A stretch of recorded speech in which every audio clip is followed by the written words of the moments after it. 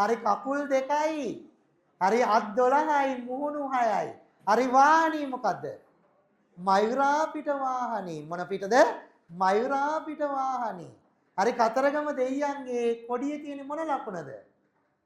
අර කියන්නේ දුදනොද බිඳලද තෙද කඳ කඳ දෙව් රද සාමිනේ මගේ කුකුලා නැසූ එක දදය ඔබගේ පාළු යකා තව එක බුද දිනක් තකා ඉන්නට ඉඩ නොදී මකා ගනුව එල්ල මුලම බෙල්ල මරු දැනේ එමයි කියන්නේ හරි මගේ කුකුලා නැසූ එක දදය ඔබගේ පාළු යකා මගේ කුකුලා මරපු එක දදය ඔබගේ පාළු යකා ඔබේ දදේ පාළු කළා කියනවා. අර එයාගේ කොඩියේ ඉන්නේ පුතේ කුකුලෙක්ගේ ලකුණ. අර කතරගම දෙයියන්ගේ කොඩියේ ඉන්නේ මොකද්ද? කුකුලෙක්ගේ ලකුණ තියෙන්නේ. කතරගම දෙයියෝ කියන්නේ ලංකාවේ දෙයියෙක් නෙමෙයි පුතේ. තේරුණාද? එයා ඉන්න ඉන්දියාවේ දෙයියෙක්. හරි ලංකාවට එන්නේ කතරගම දෙයියෝ පුතේ.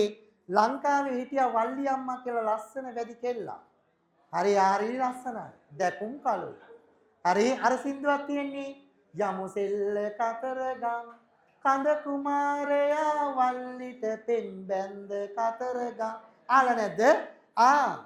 හරි ආගන්න. ඔය කතරගම හරි ආගන්නකෝ කතරගම දෙයියන්ට වල්ලි අම්මා ගැන අහන්න ලැබෙනවා.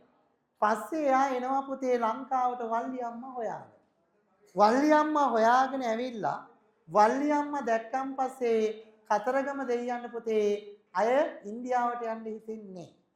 අපේ වල්ලි අම්මත් එක්ක පුතේ ජීවත් වෙන්න පටන් ගත්තා. හරි අපේ අය අනුකම්පා කරලා පුතේ මොකද කළේ? හරි ඉන්දියාවේ හිටිය දෙවගණක් ගෙල්ලා දුන්නා පව්. හරි දැන් කතරගම දෙයියෝ පුතේ මැද ඉන්නවා වයිට්ලා දෙන්න දෙපැත්තෙන් ඉන්නවා පුතේ. හරි තේවානි දේවාලේ වෙනම තියෙනවා ඊළඟ වල්ලි අම්මා දේවාලේ වෙනම තියෙනවා. දැන් ආගන්න අපේ බෞද්ධයෝ අතර විතරක් නෙමේ ලංකාවේ හැමෝගෙම අතර පුතේ කතරගම දෙයියෝ ගැන ලොකු විශ්වාසයක් තියෙනවා. නමයි ගමයි මාතලේ තමයි මේ හිතේ තියෙන තම අපේ කමයි දෙනි වදන් දෙද්දි කට පුරාම යයි තවාලු